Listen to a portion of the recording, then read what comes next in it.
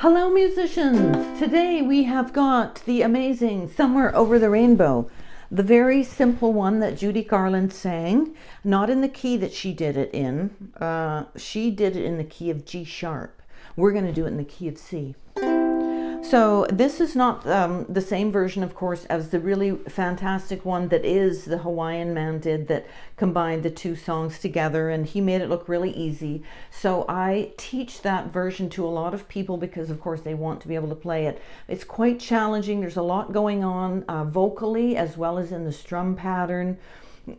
So I just teach this very basic Somewhere Over the Rainbow to start, and then you get to play the E minor chord. So let's go through our usual stuff. We've got that back end held nice and firm. Strumming hand here where we get more resonance, a little bit out of 45, not coming out, we've pulled it back.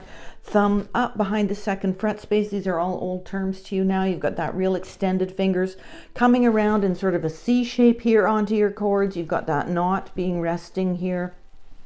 You want to develop good hand strength by keeping those fingers up, so you're working the muscles of the hand, and it's usually it's really the only thing that we do to develop those muscles, so we want to make sure that we give the opportunity for that to happen. So we've got that, we're in tune already, and this song, as we've been learning, to learn to sing the first note of the song, la, just happens to be that C, some, or some, an octave down, some, and then it goes right up an octave. So I'm going to start with the low C, la, and then sing this pitch, la. So when I'm singing that lower one, it's an octave below. So if you wanted to know what that was and you don't have a keyboard, so if you look right in the middle of the piano to the left of every two black is a C. So if you go down to the next two black to the left of the middle one, that's this low one I'm singing. La, and it's quite low. And then I go up an octave and sing this one. This is middle C. La, la, la. Or if you're more soprano, you could sing the C note, la, and then the one that you form when you do the C chord, which is the A, la, some, and then a whole octave.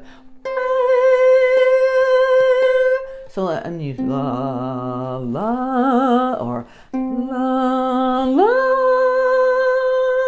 So it's a big jump. And then the E, let's just do some warm up on the E, which is also part of a C chord.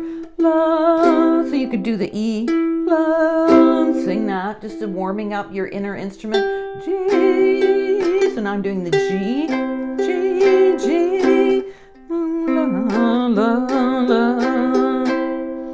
So I've got this one fake nail on this finger, if it ever looks strange, although I do enjoy polishing my nails. The one acrylic nail that I put on there is for playing the claw hammer banjo. So when you start to play a stringed instrument and you've learned a lot of skills, it's really fun to play other stringed instruments. So always think of this, if you want to, all the skills that you have of doing all this strumming and chording and reading chord charts, more challenging on a guitar, for example, but lots of other fun rewards. So if you are interested in moving to other instruments, think of this also as a one progressive step to do that. And so with the claw hammer, you're actually hitting the string and you wear your fingernail out doing that, and repeated movements. So you'll see most claw hammer banjos players have either something that they can put on the finger itself, or they get one acrylic nail done that way. So just as a pep talk in terms of that. So now moving between the chords in this one, you're going from C to E minor. So that's, I would do this. Some people would like to play the C with this finger when they're doing that change and then go up like this. I always just do the traditional. And then the next chord, you always want to have at least one of the notes down in place. So I'm going to be moving over there to get my F shape. Then of course that finger's free for the next chord, which is C. Then you're back to F, so I'm putting at least one on. Back to the C. And then up to G7, so I've got index, and then the others, and then... So there's no intro. The song is in the description box. You'll find lots of charts online to be able to play the chords. One. So I'm just going to start to strum a C chord and get that hand warmed up. Now I'm deciding what pitch I'm going to choose. Somewhere over the rainbow, way up high, there's too low land that I heard of once in a lullaby. Somewhere over the rainbow, skies are blue, and the dreams that you dare to dream really do come true.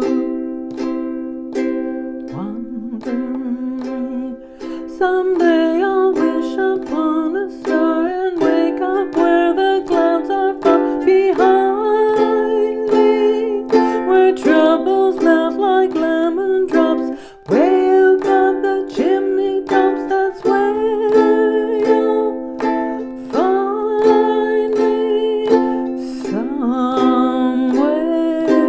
over the rainbow.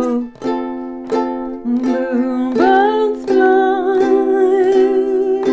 birds fly over the rainbow.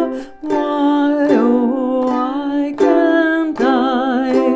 And let's do that, the chorus again. Someday I'll wish upon a star. Long phrase here, so take a big breath and wake up when the clouds are far behind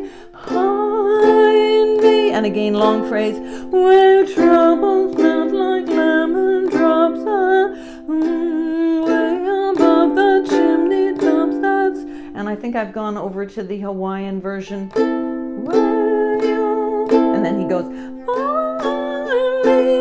somewhere over the rainbow, bluebirds fly,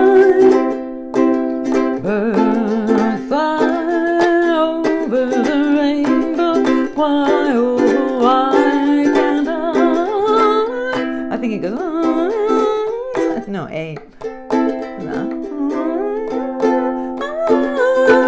So I'm fighting with my own inner tendency to want to try and do the faster tempo, right? Going slow can be challenging, and then doing the vocal the way that it is in the other one.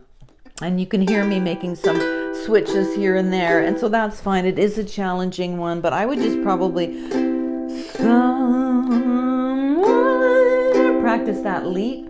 Somewhere, la la la la la la la la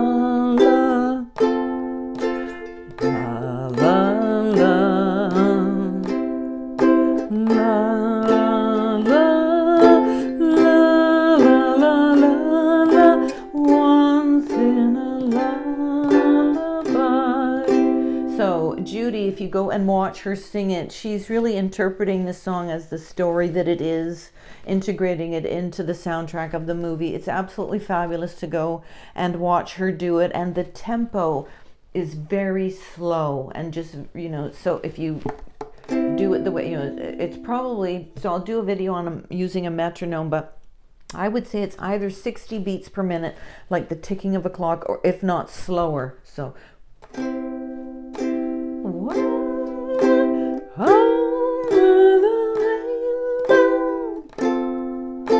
way up high,